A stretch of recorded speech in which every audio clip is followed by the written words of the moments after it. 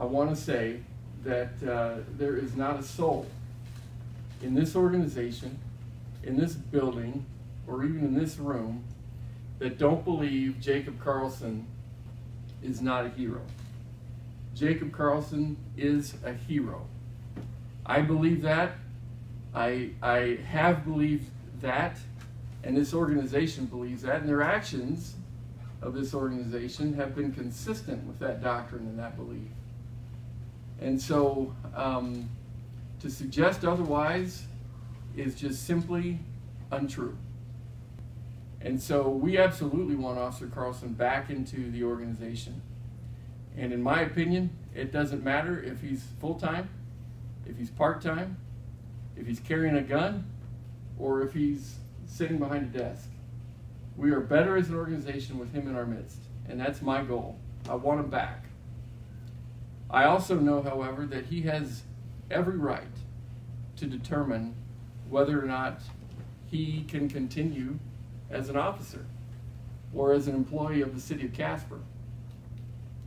And so to that extent, we are giving him that latitude to determine what his role will be in this organization. He may decide to take a medical retirement, and that's his option to choose as well. And we are committed to honoring that process for him to get to that decision point in his life. Personally, as I look into this situation, I can't imagine the struggle that he is probably facing with regard to having a life-changing injury. I'm sure that he's got a lot of conversations that he's been having and continues to have with regard to whether or not he wants to be an officer and what he wants to do with the rest of his life and so on. And so I have to appreciate, again, from a personal standpoint, the turmoil that must be for him personally to go through that. And so it is my intention and my hope that he has all the latitude he needs, the space that he needs to make those decisions and to come to grips, if you will, with the life-altering injury that he has sustained and that his family has had to embrace. And so that is, in my opinion, the position of the city and the position that we are pursuing in regards to trying to help Jacob be what he wants to be and how he wants to move forward in his life. I can tell you that I'm positively sickened by the tone of the story, and I mean sickened by the tone of the story that we have been reading over the last couple days, last day I should say, not even 24 hours at this point, in regards to the idea and the proposition that we are trying to buck medical advice to get Jacob back to work. That is horribly wrong, it's untrue, and it's not consistent with the direction that I've received from the chief, the support that we've gotten from the council, and certainly not consistent with the direction that I've given. And so if your information would say that on behalf of the city, your information would be wrong, and you need to correct it. The city is not taking steps that are inappropriate, inconsistent with medical advice to get Officer Carlson back to work. I have resigned to the idea that it's probably not realistic to see Officer Carlson carrying a gun and to man our patrol units and that kind of thing. That's the expectation that I have. And accordingly, we have not asked him to take on those kinds of responsibilities. To be abundantly clear, we have not asked him to take on those responsibilities and to take on a police car and a gun and so forth, inconsistent with medical advice. In fact, the medical advice that I have laid eyes on suggests that he is eligible to come back on light duty on a part-time basis. And we are working towards that goal in the incremental steps that we want to take to get Jacob back to work. If Jacob decides to come back to work, and if I'm sounding emphatic, I'm doing so on purpose because I want you to understand what our position is with regard to his well-being. The other thing I'm really disappointed in is with regard to the fact that the individual that was here just a few minutes ago shouting or whatever it was he was doing, I didn't quite gather the context of his discussion,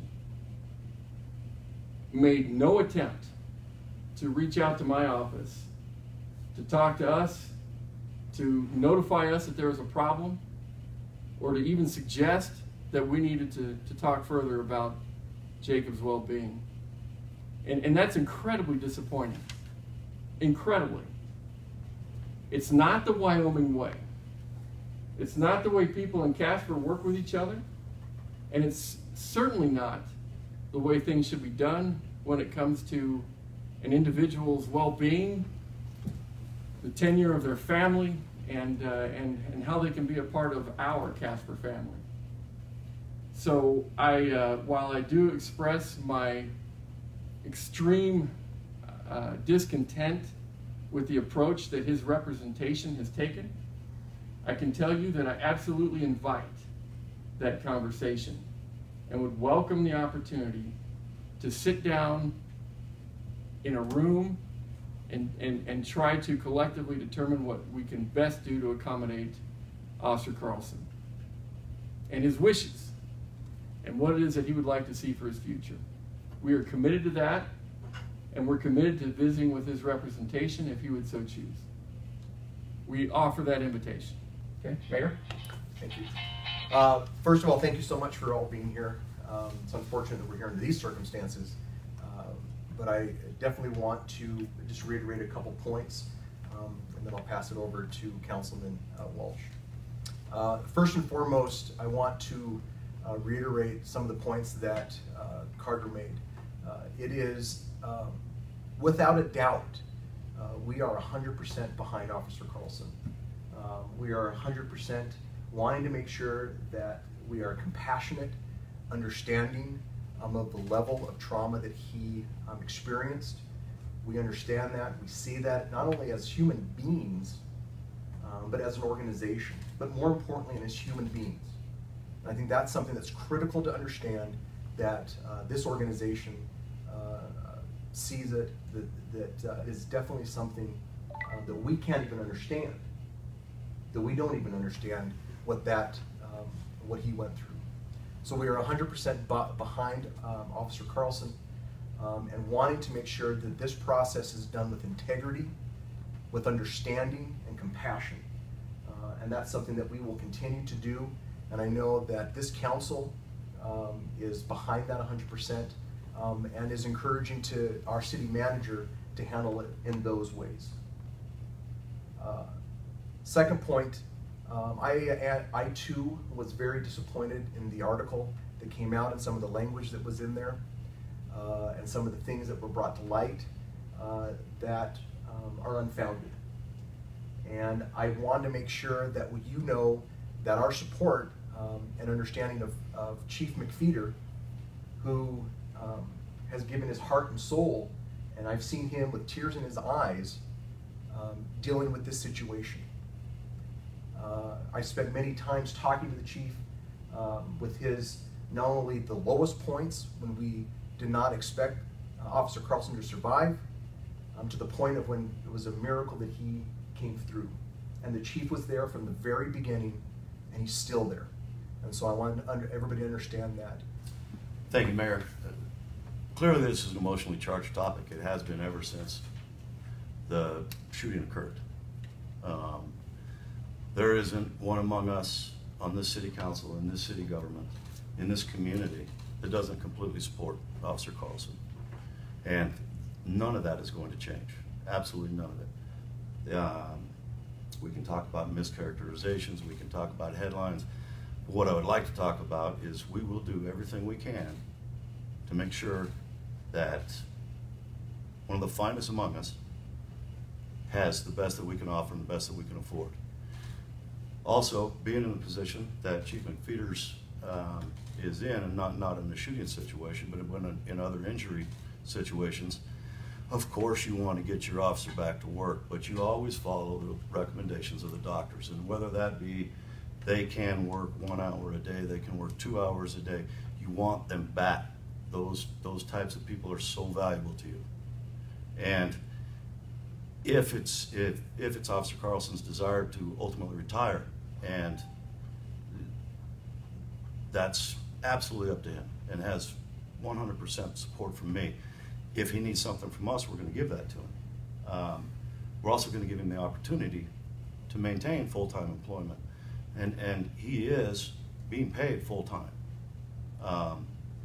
And there is absolutely no discussion, and I have spoken with the chief. I spoke with him a couple times last night, spoken with council members and the city manager. We will take care of this young man. No one has offered anything to this city to the extent that Officer Carlson did on that day. And we're not blind to that, and we never will be. I think it's important whenever you read something, whenever you hear something, that you look at it closely and you scrutinize it from a lot of different angles. Look for what could possibly be motivations or anything like that in what you read. The bottom line is, this is an emotional event. Every single one of us is going to have a visceral response whenever we see anything associated with it. Believe me, I will do everything in my power to take care of that young man, and I absolutely 100% do not believe Chief McFeeters was out to get him or out to do any harm whatsoever. That you might like. Come on in, Councilman. We have Councilman Laird here who has just joined us. Feel free to see at the table here with us, sir. Did all the councilmen get invited down? We did. Did they? Very good. What questions do you have? Never will. And so this has become a political issue, which tells me that when you bypass the people that actually can do something and you take it straight to a story and make it political, that there's other motives out there, and I just find it unacceptable. So. Would any of you like to speculate as to those motives? I would not. I would just second, but I just think that, Trevor, I don't know if there's I think we could speculate till the end of the day, but and never come to we could have 100 different reasons. I think, unfortunately, I think Councilwoman Humphrey made it correct by saying that it's unfortunate that bypassed and went straight to a story instead of coming in and saying, hey, we've got some concerns, how can we work together? And I've known nothing but our attorney, our city manager, and our chief to sit down with compassion and understanding to say, all right, we understand where you're coming from, let's try to figure this out. As like Councilman Laird said, everybody in this community, including this council and this organization, wants the best. And I just... The impression that he and Officer Carlson were disinvited from these proceedings, from this press conference. Officer Carlson, I was here for part of that. It was expressed, or he was absolutely welcome. There was some back and forth between the attorneys, and then Mr. Fuller and Officer Carlson both left. I hope that they're still outside, because I would like to speak with both of them at least when I leave here. Why wouldn't they be in here though, Chris? They have a right to be in here. Did somebody say they couldn't be in here, Mr. Mayor? I told him I didn't want to have Mr. Fuller in here because I didn't want to become adversarial. And after yesterday's incident, I felt it could become adversarial. And in fact, as soon as I spoke, it became adversarial. So I said he was welcome to leave Mr. I would have allowed Carlson. him in here. I think he has a right to be in here. And I appreciate, Mr. Hanley, your thoughts on the subject, but I look at it from a different viewpoint. I think they ought to be invited in here right now. They have a right to be here. This is the free press of America. And this is this young man's life. And I do want to get to the bottom of this entire matter. These are the kind of things this city can't have happening here. And especially when the city council doesn't even know about it. So I'm a little irritated about the whole thing. I did find out about it. The manager called me last night. I'd already seen it on the Tribune and was shocked by it.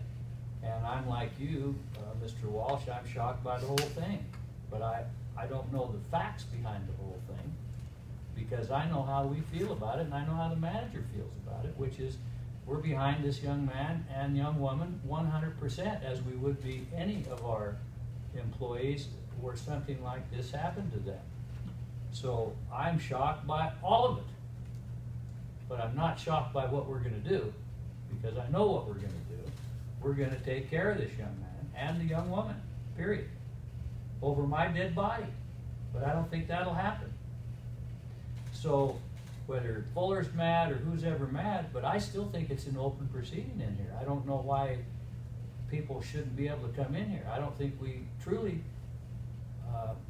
should keep anybody out, because now I see them all out there, and I wondered why they were all standing out there. I think it's a mistake not inviting them in here.